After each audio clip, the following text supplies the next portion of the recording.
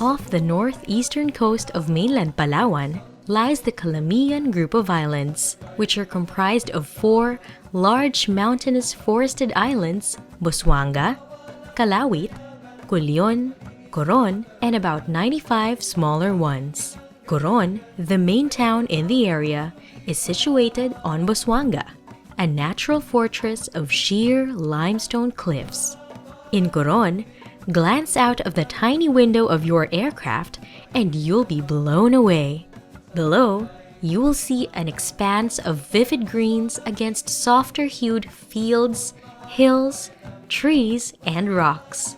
Blessed with a variety of natural wonders and scenic spots, both inland and underwater, a visitor will be surprised with what this little island has to offer.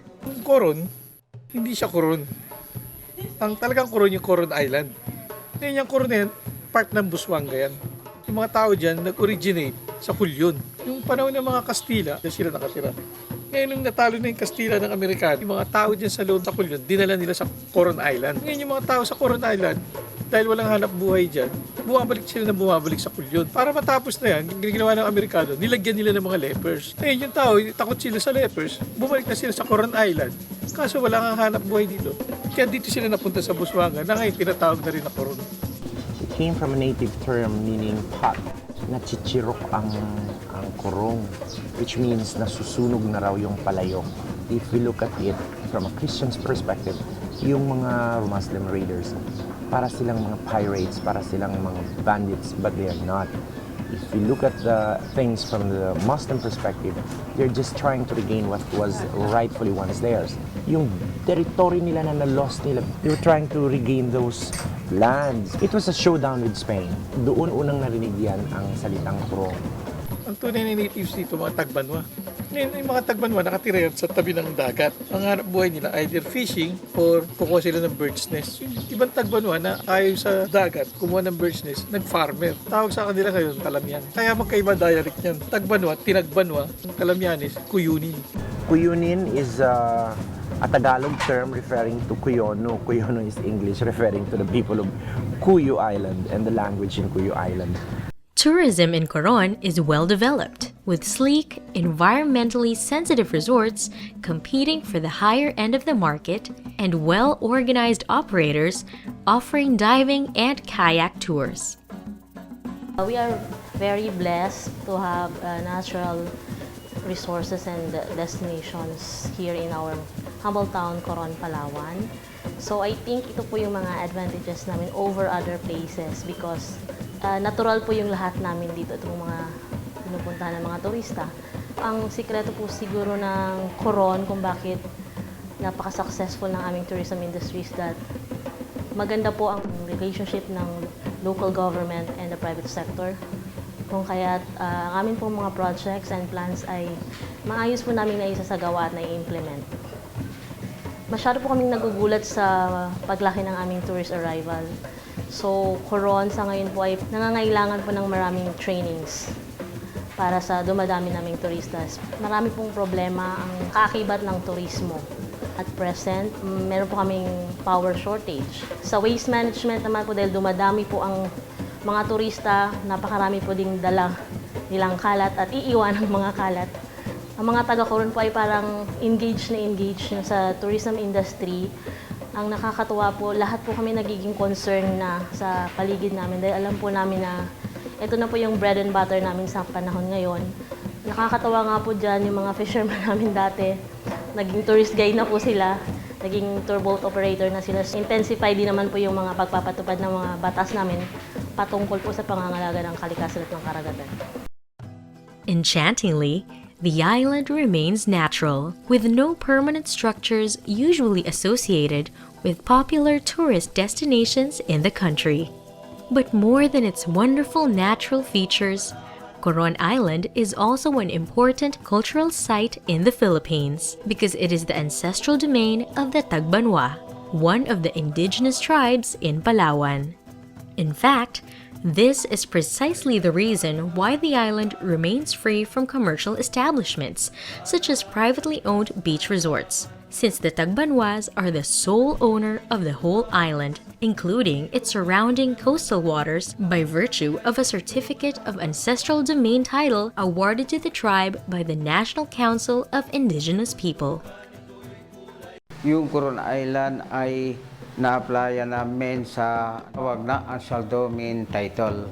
Ay naigawad sa amin noong 2004, kaya may titulo kasama na ang dagat. Sa aming mga ninuno, ang lawa ay sagrado. Hindi basta-basta puntahan kung walang basbas ang aming mga magulang. Kasi yung kanilang belief doon sa mga lawa ay pininirhan ng masasamang espiritu.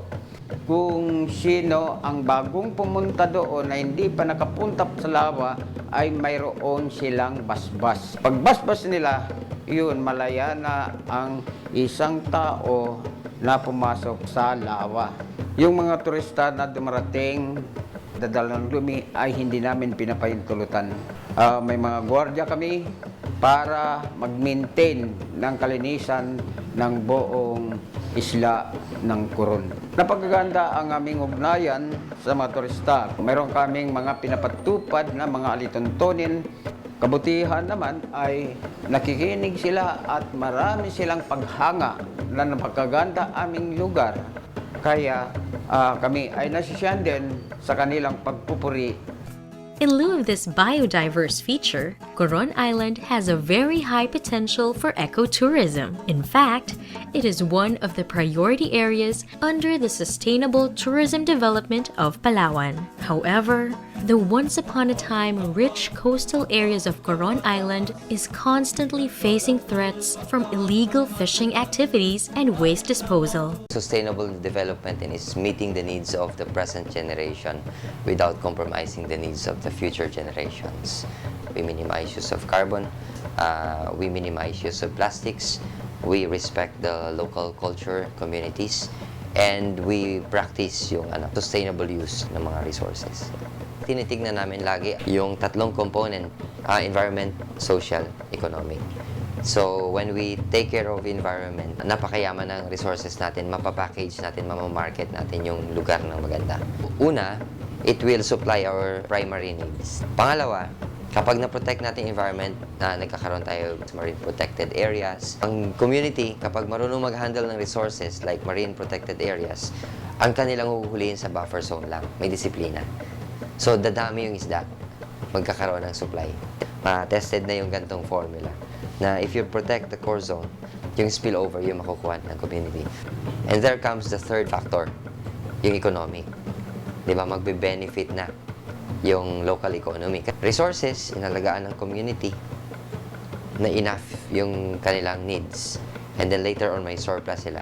They can sell it. They can trade it. Doon yung economic benefit. So, kapag na-harmonize natin, naging maganda yung pag-handle, pag-manage ng tatlong factors na yun, no doubt, sustainable development follows. Let us protect the environment and respect the right of our indigenous people. Help save the remaining corals by following the guidelines set by the Tagbanwa tribes when you enter their ancestral domain to ensure sustainable use of tourism resources. By sharing your little efforts and cooperation, you can help minimize the global environmental problems.